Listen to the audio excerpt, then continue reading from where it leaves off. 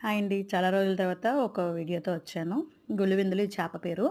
దీన్ని మనం పులుసు గాని, గ్రేవీ గాని చేసుకోవచ్చు. బట్ నేను ఆల్రెడీ కర్రీ చేశాను. దీనికోసం పిల్లల కోసమని ఫ్రై చేస్తున్నాను.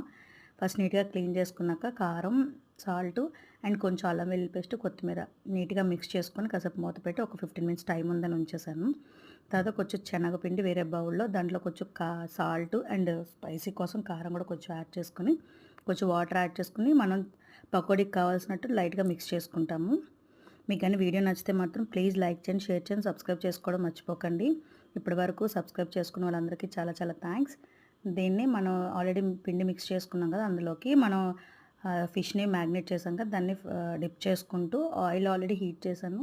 ఇట్లా ఫ్రై చేసుకోవడం. ఫస్ట్ కొంతసేపు హైలో ఉంచి తర్వాత సిమ్‌లో పెడితే లోపల కూడా ఫిష్ కూడా బాయిల్ అవుతుంది నీట్‌గా. ఫైనల్‌గా ఇలా వచ్చింది.